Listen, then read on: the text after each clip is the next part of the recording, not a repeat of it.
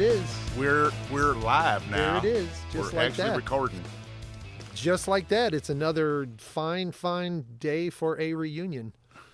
That my mind just spun into that. Do you remember that song? It's a fine day for a reunion. No. Welcome to You Should Know This Song. And the crazy people behind it. We're back again. We're back yet again. Reed, good to see you. Thanks for coming over. Good to see you. And glad no one else can see us. Yes, Because exactly. they may not share Face for the radio, sentiment. as They say. may not have the compliment. This is You Should Know This Song. We are Mixed Apes. I am Race. I am Reed of Apes. And we're just proud, pleased as punch to be here. Pleased as punch. What's proud as what? Proud as... We'll figure that out later. Proud as lions. Pride of lions? How about that? No, Oh. I'm sorry. Oh, pulled it out. I'm really not sorry. Pulled it out. Saved me. I'm Thank really you. not sorry. So we're here doing APEisode 52. APEisode 52. It's a brand new year. It is. It is. And it's only going to get better. It's only going to get, you said it most aptly. It's I only think gonna I'm get going to, different, yeah. Yeah, I'm going to use that phrase for weeks now. It is the 52nd hebdomadal episode. There were Hebdomadal. actually 53 because we did one little midweek jump. And We're not it doesn't counting really that. count. I mean, Right. it was literally we like 15 thought, minutes We of... thought we were going to get on like dropping a little midweek thing every Yeah. once in a while, and Yeah. it just didn't work out. So technically, it's that's an episode, but I'm not calling it No. an episode. So if hebdomadal, which apparently is the word that means every week. Every week. Here, Hebdomadal. Go look it up. Yeah, because we had to. It is the 52nd hebdomadal episode Yes. of You Should Know This Song. Yeah. How exciting is that? That's 1 year. It's pretty cool. 1 And year. along those lines... It's the 52nd anniversary episode of the show, but it's our Yes. 1 year birthday, as I pointed out. Yes, which is before. weird that you can have your Yes, 52nd. it's weird in both. Anyway, you were about to go into. We have some news. Yeah, we kind of do. We kind of need to get started off with that. So we're old. We're both old. We've covered that before. Yeah. And we're family people. We have grandkids and kids and stuff going on, and Correct. and lives to tend to, and people that we take care of and look out for, and houses that are falling apart, houses that are falling cars apart. that are falling apart, and we're gonna have to take a hiatus. and us that are falling apart. Oh, I'm definitely falling apart. We're Yeah, gonna yeah. have to take some time to get back to taking care of our real business as opposed to this silly business.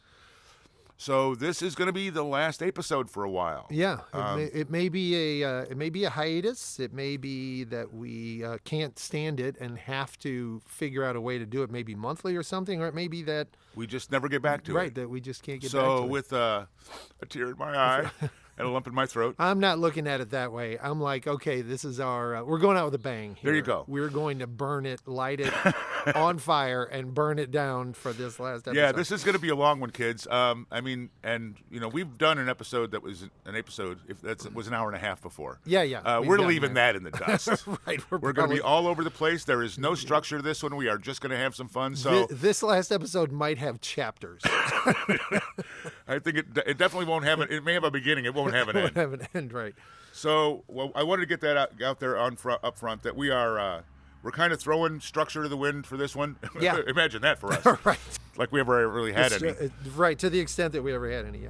We're gonna do some challenges. We're gonna do some bullshitting. We're gonna do some a little bit of Nestkeeping and we're whatever gonna- else the hell we want to do. And we're gonna let loud vehicles drive down the street. It's gonna while happen. We're We're outdoors. outside. It's the beginning of the year. It's January, kids, and it's 50 degrees. I'm And wearing we're shorts. Sitting outdoors. We're sitting outdoors. It's so bizarre. I mean, he really is wearing shorts. But global warming's not a thing. It's okay. Right. Okay, so all of that now dropped out there in everybody's mind. It's time to maybe you just pause now that you know that the quality is just going to be so rich for this. You may need to set down whatever the pan that you have in your hand, or Right. pull over to the side of the road for a couple of hours. Right. Find a way to jump out of your life and indulge in and come along on our magical mystery tour. I was going to say about 3 different things after I said and- Come Along and Magical Mystery Tour just took the lead. There you go. I was thinking about, Tales of Great Ulysses reference or any Sure. of that, Any number of those. Right. So it's going to be all those things combined into one. There you go. It's Race and Reed's Big Adventure. We're going to stop talking about. Quit talking about all those things that it's going to be and make it what it is. Yeah. And it's going to be random. We're going to be all over the place. We're going to be doing whatever we feel like doing. Be forewarned and forearmed. Although I find that 2 arms is much easier to deal with. So I do think sorry. sometimes, and it's not always successful, but my thinking sometimes generates thoughts, and sometimes valid thoughts, useful ones. We need to make sure that we take just a minute to say our thanks, Oh, hell yeah. to give our appreciations to all kinds of things, actually. Most prominently, most immediately, it's thanks to our wives. I can't speak for you. I think you'll do that as well. But I think you're going to want to thank your wife for, this show has taken some time out of our lives to edit in between and to prepare for beforehand and all And to of actually the things, record as well. And to make the playlists and do the actual recording. And, people are being quiet and sort of paying attention while we're out here jerking around. Not the big trucks going by, but, while we're indulging in our fun little game here, people are being accommodating and our families are being accommodating.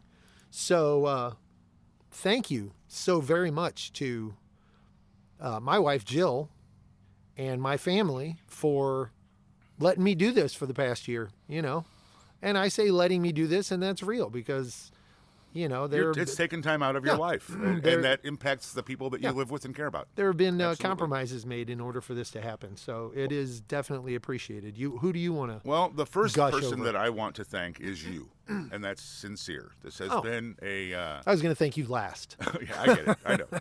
I'm way down on your list. And you've checked twice. Barely made it onto the nice. Barely. But this has been some of the most fun that I have ever had as an adult. It really has. I 100% agree. Concur. And you were the one that said, we should do this. We've been doing the clue exchange, and we'll go into that later, but we've been doing that for years. And you're like, we should do a podcast. And I'm like, you're out of your fucking mind. Right. You and me on a podcast. That's a good idea. Let's just start talking and expect other people to listen. Which, now that I think about it, is basically saying, hey, you know what? We should do more of this. We should concentrate the thing is, as a slight aside, and there's only going to be 40 or 50 of those. Right. Is that when you and I are together talking, no one else really ever gets a chance to speak. It's kind of the way it goes. Whoever else might be in the group, right? So this is a way to do that without offending anybody. That's what it is. Oh yeah, right. Yeah. It's true. We were able without stepping on other people's toes in conversation, or it's a non-rude way to be rude. Right. So first and foremost, you, and then secondarily, my wife and kids and my kids' spouses. My wife primarily, again, for all the same reasons that you noted, that my wife we've generally been recording at my home. And when we were inside, Donna was kind of restricted in where she could go and what she could do because of the noises that it makes and so forth. And the dog couldn't talk. We wouldn't let the dog talk. Although we did have my son's dog on an episode. Oh, that's true. That's true. And my wife and my kids spouses have all been very, very supportive. Some of our most regular, most what's the word I'm looking for? Ardent listeners and not argent, but ardent. Right. And proponents have been my kids and my spouses, my kids' spouses. Yeah. And I want to just my kids and my spouses. Some of my exes are listening, so yeah, that's there right. you go. Well, it's true. So anyway, I wanted to make sure that I got those folks noted, and then probably more than anyone else outside of that group is my sister Paula. She really, she's been behind it from day one. She contributed financially. She bought a bunch of the shirts that we bought to give away, and she's always got input. I've gone to her several times with some thoughts or questions about what I want to do about segments, or what do you think about this, or and she's been very, very involved and very vocal all along, and I love her dearly, and I can't thank her enough. Well, I couldn't agree with that more, and I'm 100% behind everything you said, except I'm not her brother. But I want to make sure... She is our number one fan. Yeah, I want to make sure I also verbally and for public record thank Paula of Apes and Amity of Apes and Diane of Apes, correct? Yep. And also Wayne of Apes, right? Yeah, absolutely. And Our single guest. our only one and only actual guest on the show succeeded in having a guest. And in number 51, and I put it in the notes for the show, but in case you didn't notice, the music going into and coming out of the show, the actual podcast, the fade in and fade out music, is Wayne's music from his project Architects of Umbra. Yeah. A tune called Burning Sands, I believe. I believe that's the name of the tune. If you like that kind of thing, and I do, he's on SoundCloud. Okay. Architects of Umbra, UMBRA. Nice. Check it out. Nice. We actually have music performed by a real person that we know that, Right. Anyway. Who's involved in the show. And I have another particular person to recognize over the holidays, family over at the house and that kind of thing. My wife's brother, Brian, Whom we talked about before. whom we've talked about before, and we talked about his metal arts Right. business, which you can find at www.augmoma.com, AUGMOMA.com. As in Augusta, Missouri Metal Arts. Augusta, Missouri Metal Arts. He has listened to every episode. I did not know. I knew that he listened with regularity, but I kind of thought that probably he didn't have the staying power, you know what I mean? Not to underestimate him, but to underestimate us. to underestimate, right? Yeah. Right. To underestimate us. But he told me that, he has listened to every episode and he kind of looks forward to the next episode. And he talked about, hearing the clue come out and kind of searching for the song along with us and being like, I'm going to get to it before them, and kind of feeling the fun of the game and whatever. I mean, that just struck me. That was like, that's very cool. You know what I'm saying? For every episode. So he's your brother-in-law. He doesn't have to do that. he doesn't have to do that. He doesn't know his shit. So he enjoys the show, and that's a cool thing.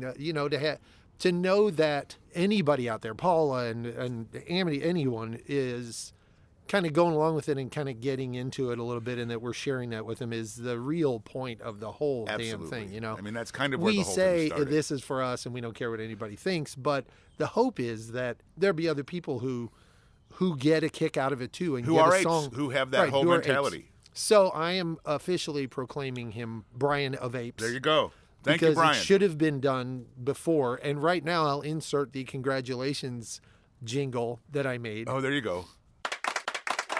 You did it. You did it. Look at you. Look at you. It's your Apes Day. It's your Apes Day. Go crazy. Go crazy.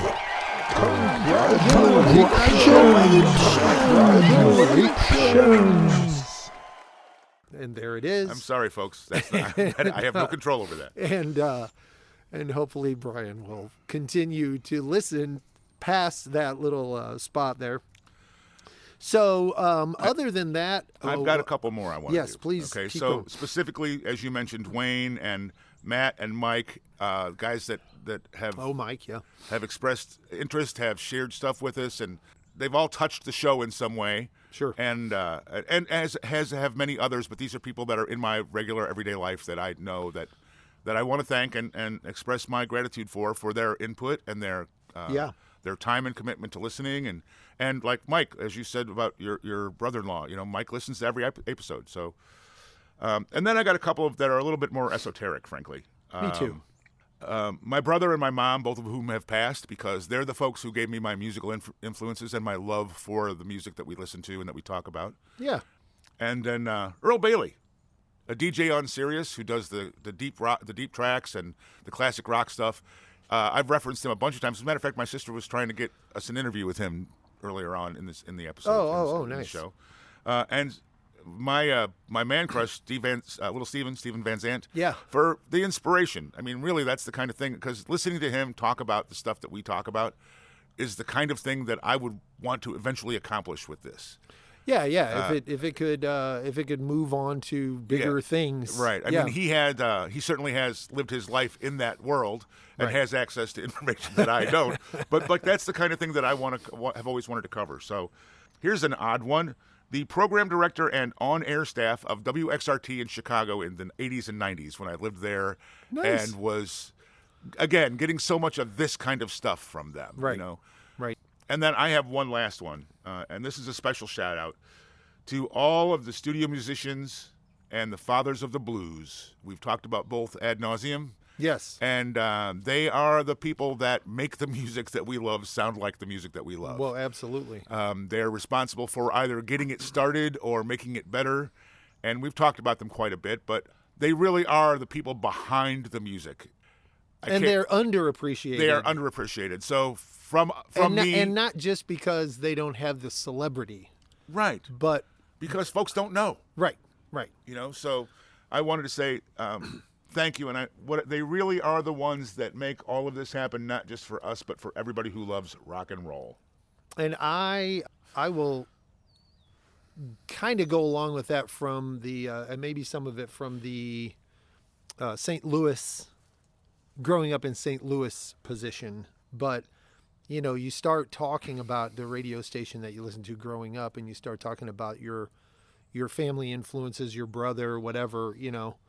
Thanking the scope of people and sources for the musical impacts and impressions and exposure that I've gotten from the time I was a small kid. You know, I don't have a lot of fondness for my dad, but my dad had good musical taste. There you go.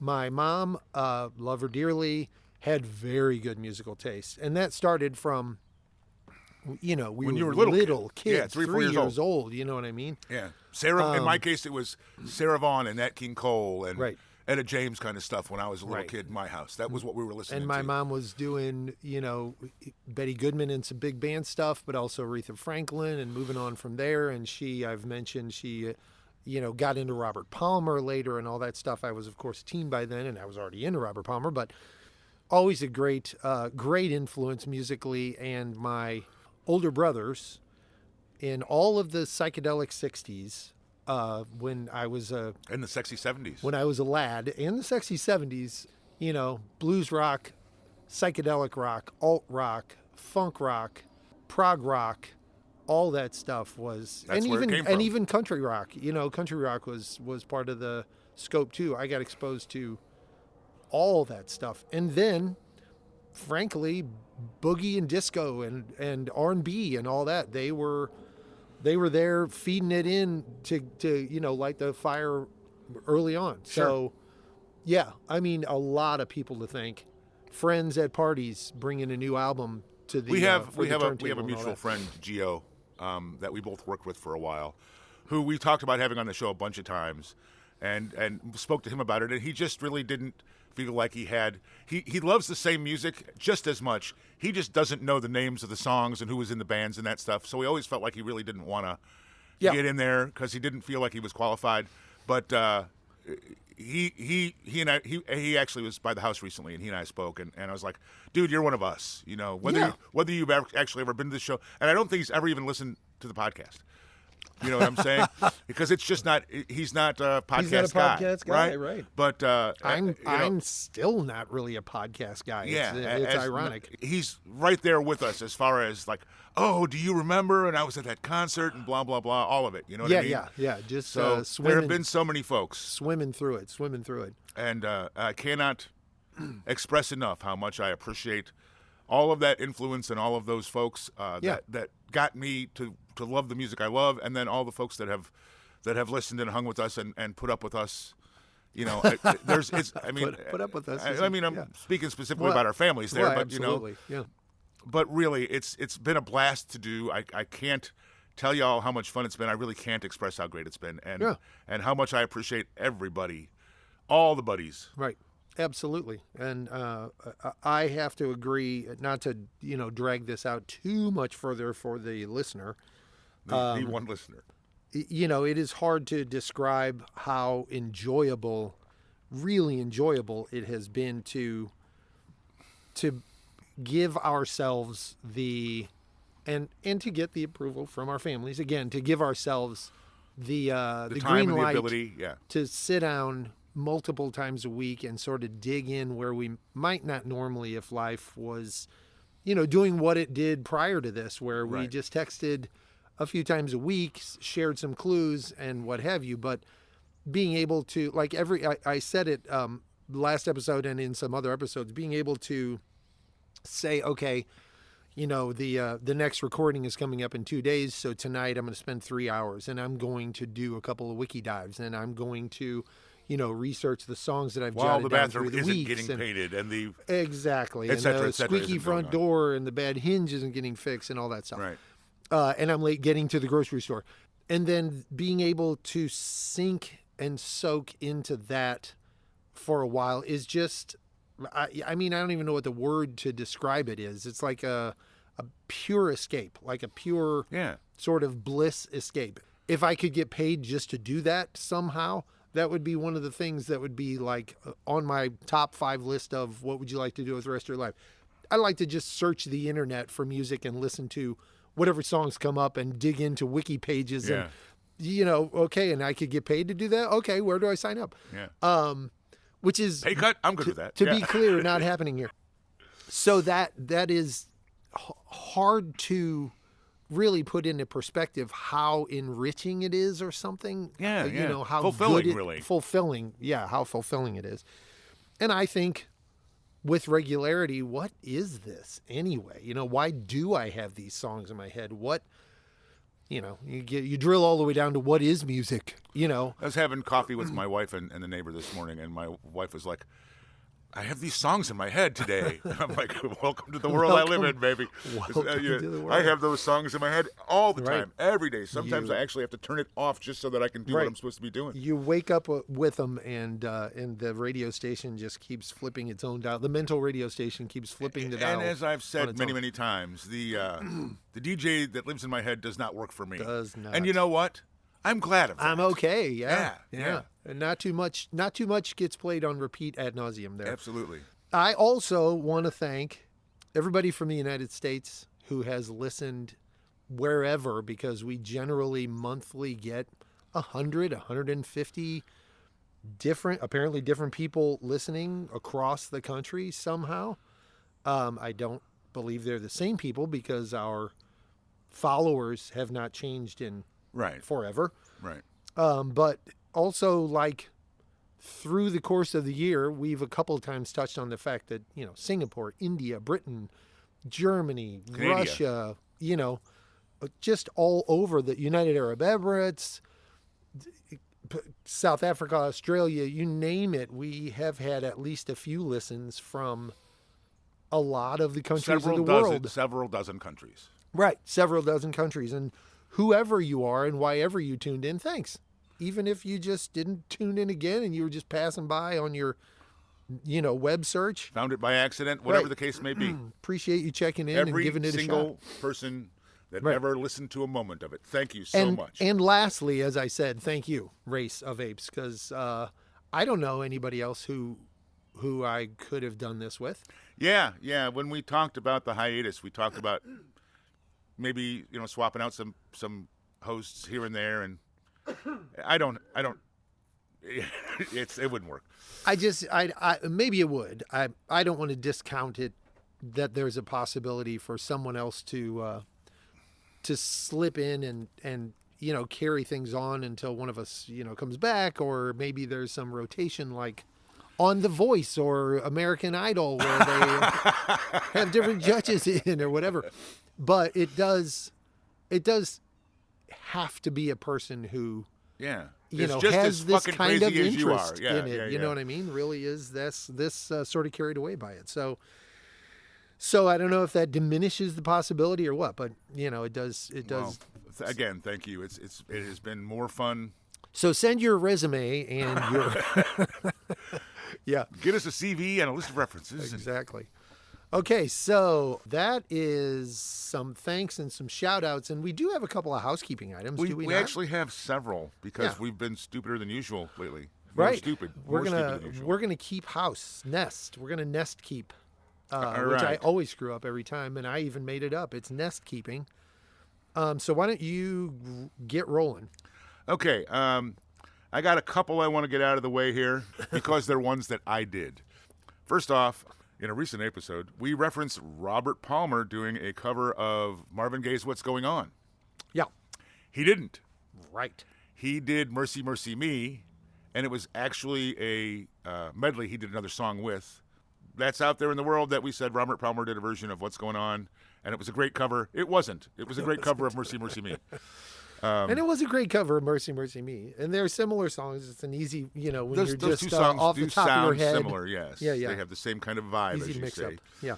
And the other one was I said that I had never heard or didn't know of Chuck Berry doing a studio version of My Ding-a-Ling. Mm-hmm. Well, he did.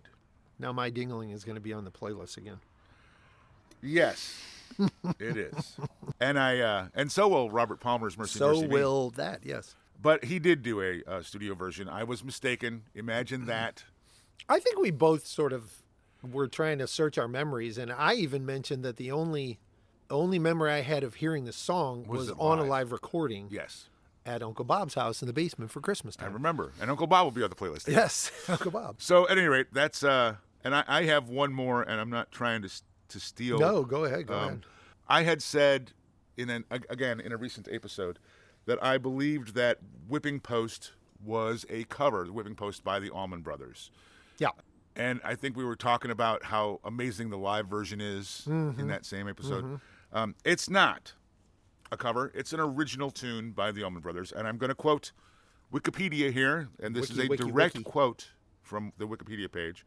Greg Allman was 21 years old when the song was first recorded. Its writing dates back to late March of '69 when the Allman Brothers Band was first formed. Greg had failed to make a name for himself as a solo musician during a late 60s stint in Los Angeles and was on the verge of quitting music altogether when his brother Dwayne Allman called and said his new band needed a vocalist. Isn't that serendipitous? Isn't that? Greg showed the band 22 songs he had written, but only Dreams and It's Not My Cross to Bear were deemed usable. Greg was the group's only songwriter at the time, was commissioned to create additional songs that would fit into the context of the new band, and in the next 5 days he wrote several, including Whipping Post. A little bit more. Greg's travails in the music business would provide some of the thematic inspiration for the new song. But Allman has also said he's not exactly sure where the lyrics came from. The song's metrical pattern and lyrics were written quickly on an ironing board cover by Allman's telling in the middle of the night using the charcoal from the extinguished kitchen matches. He later said, "It came so fast I didn't even have a chance to get the paper out. That's the way good songs come. They just hit you like a ton of bricks."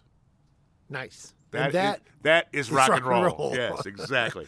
That's rock and roll. I just wanted to share that one there. Yeah, there are actually a couple of interesting that I came across coincidentally or connected to the episode and this song being in the episode, the past episode, a couple other songs that he wrote at that time and a couple of the stories related to him. So go to Wikipedia and read up on it, won't you, folks? And while you're there, donate to Wikipedia. Donate to Wikipedia.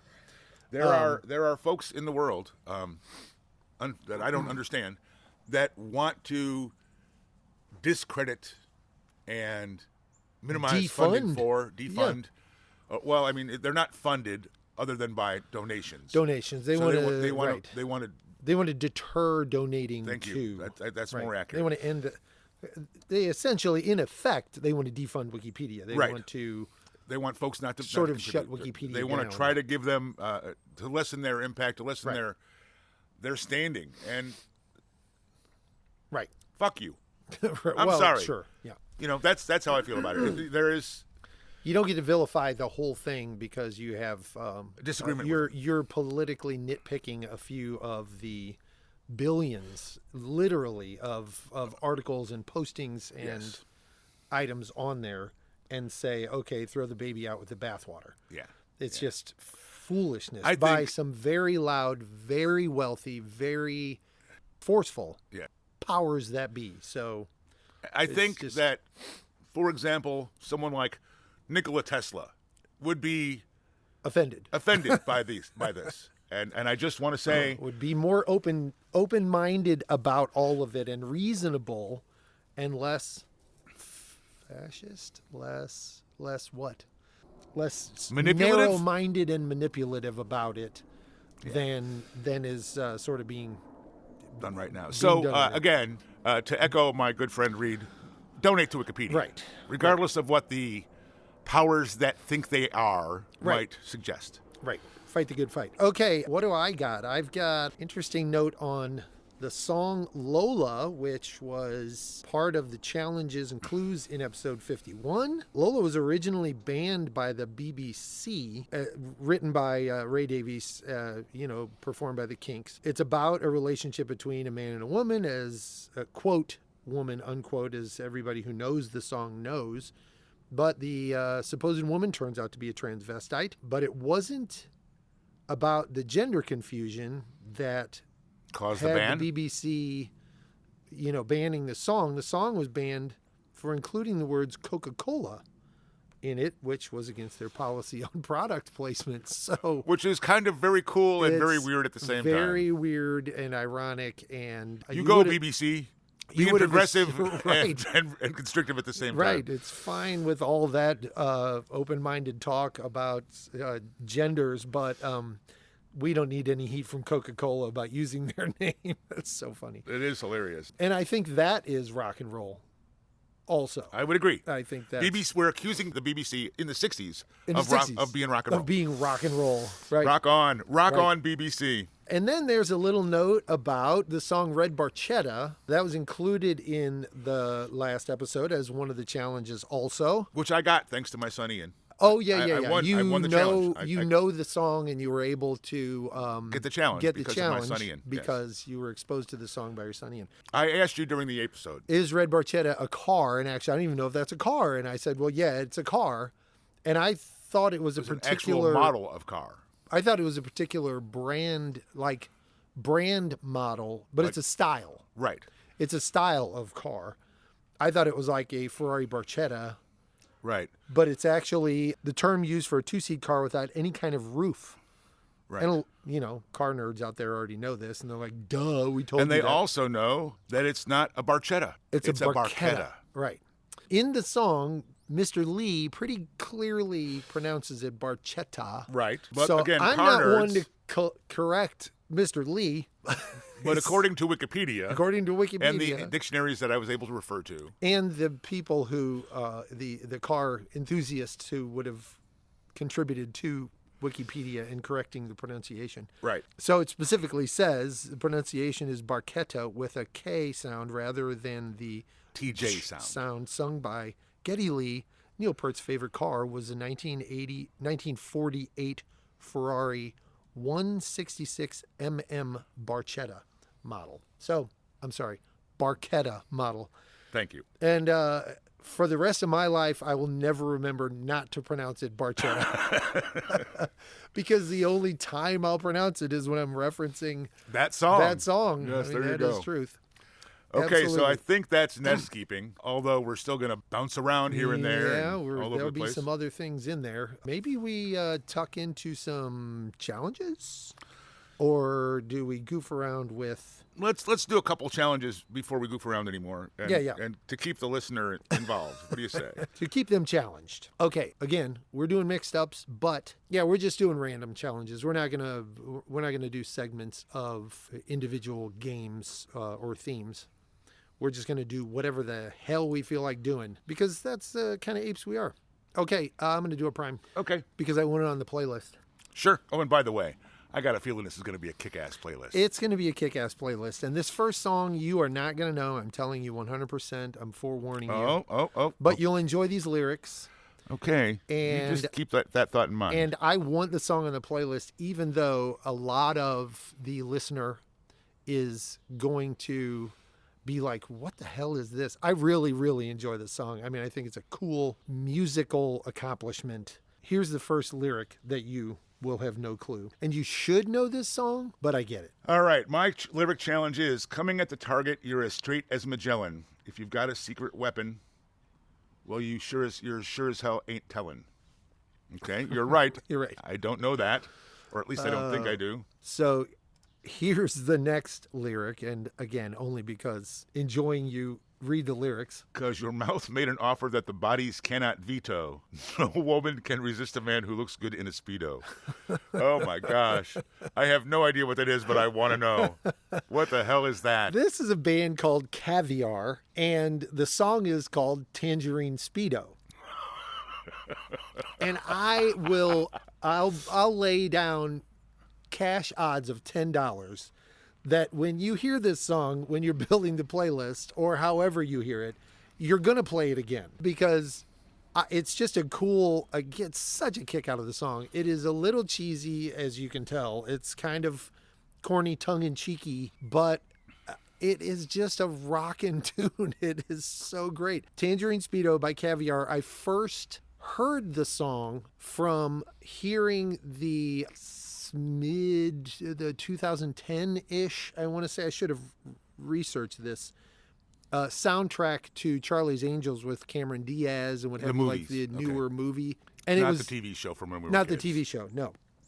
It was one of the movie remakes, and I think it was the first new Charlie's Angels movie with her in it. I was just like hooked on hearing the song. I was like, what the hell is that? I've got to know. And I found out what it was, and I've been enjoying it ever since. It's from 2000, so I guess that movie's older than I'm giving credit. I thought that was in the... Well, I mean, the song could have been around before the movie was done. The album is Caviar, and there are actually a number of really clever, catchy, surprisingly enjoyable songs on that album. And I don't know what happened to the band. Frankly, I didn't follow up on them, but that song has stayed in rotation in my head for a long time. Written by Blake G. Smith, Fernando B. Dominguez from 2000. And you can thank me later. Well, I'll definitely have to give it a listen, whether I want to or not. Whether you want to because or not. I'm putting the playlist together, and it's going to be on there. It's going to be something. All right. I have one of your silly Ask and Ye Shall Deceive. Okay. Multiple question, Yay! as you like to do in the last few Oh, episodes. I love it. So I did this specifically I'm so excited. for you on this particular song because the lyrics they're right up your They alley. lend themselves to Okay. that kind of thing. So the first question is, from this song, who wipes the baby's ass? Who wipes the baby's ass? I know this song, You definitely know this and song. the words are wipe Literally. the baby's ass. Literally wipes the baby's ass, or literally in the song. Wow, I know this song. I have a huge smile on my face because I can't wait to know what I'm not remembering. Mama. No. That was a Second guess. question from the same song. Who does Springsteen ask, how would you like to be the boss for a while? Oh, no. Oh, I'm not going to get this. Okay. I'm not going to get it. I'm so disappointed. The answer is, to who wipes the baby's ass is literally a young girl from Mexico. A young girl from Mexico wipes the baby's ass. Yes. And who does Springsteen ask, how would you like to be the boss for a while? The answer is Randy Newman. The song is My Life is Good. My life is good, you old bat. I don't know it. Yeah, you do. Yeah, you I do. don't think I know it. It's off of the Trouble in Paradise My album. life is good, yo bat. Yeah. And so it's a song where he's kind of... Those lyrics really do lend. And I've got a little thing I want to share about Randy Newman and how he writes songs and how the song was written. Yeah. But essentially, he's talking about there are people saying, hey, like your kid won't behave in school, and you can't do this, and you can't do that, and he's like, I don't know who you are, but my life's good. Fuck you. Right. Is essentially what the song is saying. Right. There's a website called the Bill Burnett Song Mine, and he references this song specifically. I was doing some research, and he asks, is it Randy describing his own life the way so many songwriters do? And he says no, that he's employing a technique he calls the untrustworthy narrator. This is a quote from Randy Newman. Sure. Which is pretty much unique to Randy. I'm sure he's telling the truth, or at least mostly the truth. Randy sees himself more as a songwriting John Updike, composing perfectly crafted snapshots of many different kinds of characters and the foibles around him. So he's not so much... It's not a personal experience. He's not It's- saying my life is good. He's got a character in his mind who's saying this to someone. Right. He's standing in somebody else's shoes. Right. Yeah. Right. Just so that we can get this out there, his songs have been covered by Oh, Barbara Streisand, this is going to Helen go on Reddy, for a minute. Bette Midler, Alan Price, Van Dyke Parks, Dave Van Ronk, Judy Collins, Glenn Campbell, Cass Elliot, Art Garfunkel, the Everly Brothers, Claudine Lange, Bonnie Raitt, Dusty Springfield, Tom Odell, Nina Simone, Lynn Anderson, Wilson Pickett, Pat Boone, Neil Diamond, Peggy Lee, Joe Cocker. And the list And does go on. And that's a little tiny bit of the list. Yeah, the list definitely goes on. Didn't he write Mama Told Me Not to Come? Yes. Yeah. So Three Dog Night. Three Dog goes Night there, wasn't too, even in with that list. some other band. Newman has received 22 Academy Award nominations for Best Original Score and or Best Original Song categories, and has won twice in the latter category, contributing to the Newmans, his family, check this out, I didn't know this, being the most nominated Academy Award extended family with a collective 92 nominations in various music categories. So he's got, it's his grandfather, his cousins, I believe his brother. I mean, there's like 6 people that are in that extended family that are all songwriters and musicians and composers. Right? He's also won 3 Emmys, 7 Grammy Awards, and the Governor's Award from the Recording Academy. In 2007, he was recognized by Walt Disney Company as a Disney legend because of the Toy Story movies. Most notably, but a lot of others. He was inducted into the Songwriters Hall of Fame in 2002 and the Rock and Roll Hall of Fame in 2013. Randy Newman is a bad motherfucker. He's a towering giant. Yes. In songwriting, in not just rock and roll songwriting, in songwriting, broadly applicable. You know, people play his stuff in a lot of different genres. Yeah. It's awesome. I mean, that is just awesome. Deserving of the of all the accolades and all the praise. But it is pretty impressive to hear the full list of, like, I've always known he won a lot of various awards. I didn't know he won as many, like, movie soundtrack related awards, Academy Award type related stuff. Or had been nominated, I mean, dozens of times. Right. It's crazy, man. It's crazy. And I've always been a fan. There's a tune I didn't think of until just now called Baltimore that I heard a version of by Nils Lofgren back in the day, in the 80s probably. I think I remember that. Really good tune. And Nils Lofgren, hell of a musician. And then I heard the Randy Newman version. Yeah. Like that it was covering. And I didn't even know, you know what I mean? Right. It's like, damn, what doesn't this guy do? Right. What hasn't he written? Yeah, he's all over the place. It is your turn, sir. I am going to hit you if you don't straighten up. I didn't expect that, did you? I have a starting lines. Okay. That I will get such a kick out of if you get it. You should. But it's like a minimal first words of the song attempt. Yeah. And I'll add to it if need be, but I tried to figure out what I thought the minimal number of words for the start of the song. In the true spirit of the starting lines. Right. So you should know this set of words to the song. From the corner of my eye. Oh, yay! It worked! Woohoo! Very nice. Very nice. Very nice. Just so that you know, and got a little Steely Dan in there. We kind of have tried to stay away from Steely Dan. Yeah. Over the course of the episodes, no more than 1 or 2 references at max every 4 or 5 episodes. Because we know all the songs and we love them, and we would veer into it. I want you to know up front that I'm not following that rule in this recording. Well, I have got a bunch. Well, then people are going to be irritated with us. Fuck them. Because I got a handful myself.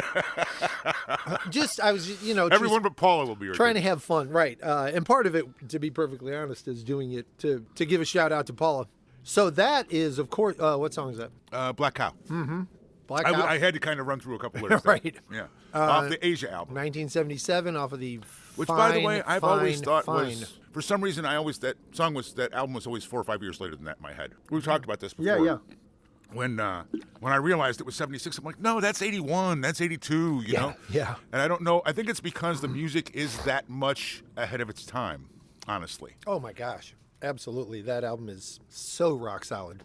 And that, by the way, is one of my sister Paula's favorite Steely Dan tunes, is Black Cow. Oh, it's also very much one of mine. I just love the beginning of it is so very cool and spare and like open and funky still. Yeah. Like super funky there.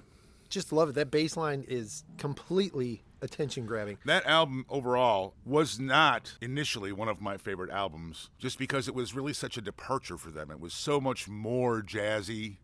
Maybe that's why it was like, and then I just got into over that the right years, the more I listened to it, the more it grew, and it is now my favorite Steely Dan album. It's probably my favorite Steely Dan. I might just put that whole damned album on the playlist.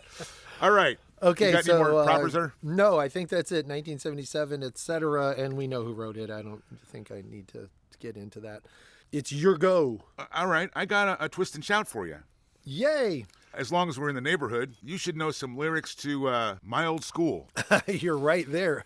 What's my favorite? You mentioned Countdown to Ecstasy, so. Yeah, sure. Oleander growing outside her door. Soon they're going to be in bloom up in Annandale. Soon ain't going to be any room up in Annandale because the soon ain't oleander gonna is be growing any so room. much. Yeah, okay. Hey, that was a bean enchilada. There you go. I just got my own personal bean enchilada. Been carrying that around for a long time. All right, can't that stand is her. Obviously. Doing what you did before. I'm going to keep singing You Talk. Now I got it in my head. That's Steely Dork, 1973, Countdown to Ecstasy, of course, Becker and Fagan. You through the U.S. mail. The song's lyrics tell the story of a May 1969 drug bust at the Bard College. I just found this out recently. In Dutchess County, New York, referred to in the lyrics by its location, Annandale. The singer vows he will never go back to college until California tumbles into the sea. Mm-hmm. The song also makes a reference to the Wolverine Rail Service, which stopped at Rhinecliff, New York, near Bard College, the alma mater of Fagan and Becker, where they met. At Bard College in New York, yes. Hear the whistle, but I can't go. I'm gonna. Go ahead. It's all in there. The incident happened while they were both students there, and the song recounts how a female acquaintance betrayed them to Daddy G, a reference to G. Gordon Liddy. And that's a legitimate reference. Then a local assistant DA trying to get some votes to become the DA. Wow. Okay? Contemporary news reports noted that 44 people were arrested, approximately 10% of the school's enrollment. According to a 2014 Pittsburgh Post-Gazette article, among those arrested were Fagan, Donald Fagan, whose long hair was cut off at the Poughkeepsie jail. Wow. A contemporary news article mentioned that the arrest of Donald Fagan for the sale of a dangerous drug with bail set at $5,000, which, according to him, was all trumped up. It was all bullshit. The locals didn't like the long hairs. Oh, yeah, sure. There is a website called medium.com, references specific songs, and that's where all of this information came from. It's a pretty cool little story. And that is rock and roll. Absolutely. Yeah. Yo turn. Very cool. Very cool. I'm going to skip ahead here and find this because that story reminded you of immediately relates to this song. Okay, so this is a straight prime, but again, I'm skipping ahead because that it's relevant. Story will be an interesting kind of tie together here. Or maybe it won't, and it'll still be enjoyable anyway.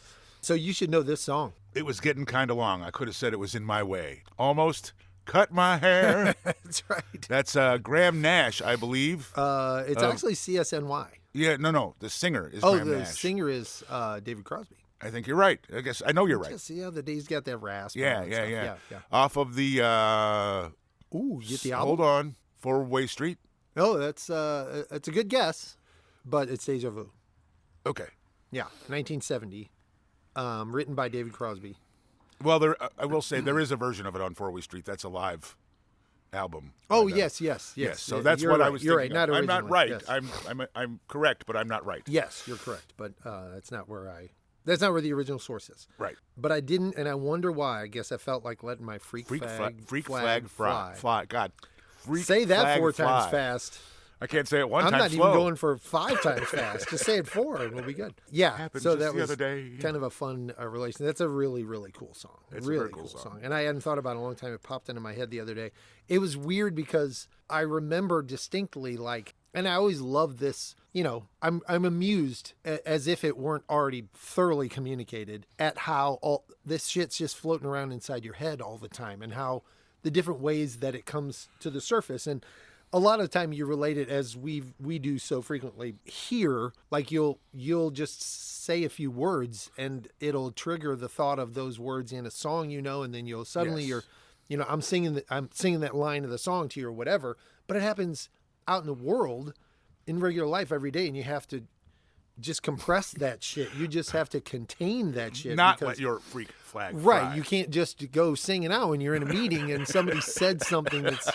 What do they know? They think you're having... I think you can. And they think you're having a stroke. They just think you're having a stroke. So it also happens with sounds, rhythms. The dryer has this certain rhythm and a tick on your turn signal. Your turn signal. I mean, there's so many things in everyday life.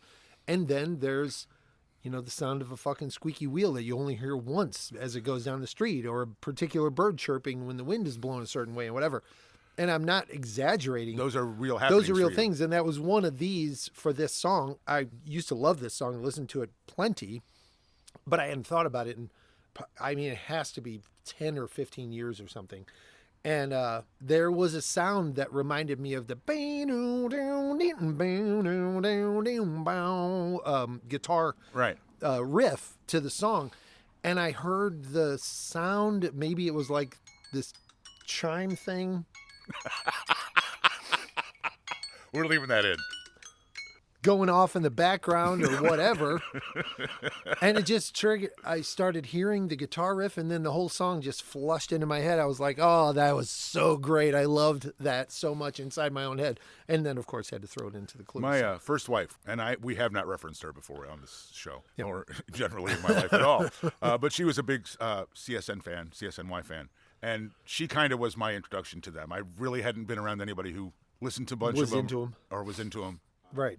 And I got to thank her for that, because there's particularly CSN more than CSNY, but there's a bunch of stuff that I really love that I would never have known had she, or not, at least wouldn't have known as well as I do, or when I did, right, if she hadn't turned me on to them. Right. And they had of course, a folk rock-ish kind of reputation or whatever, like vocals, folky rock stuff, but there's some great tunes in there. Absolutely. I mean, I love the vocals, and even like Guinevere and how it's, ethereal and right. But like we touched on, I think in one of our text clues the other day, I came upon a child of God. He was walking along the road, and Woodstock, and that song is a rocker. Yeah. Stardust. I mean, that song's a funk soul rocker, really. I mean, it's a cool ass music. And since we've just tossed 3 or 4 of their songs into the playlist, Joni Mitchell does a really amazing version of that. Yes, I have heard that. Yeah, it's good. Okay,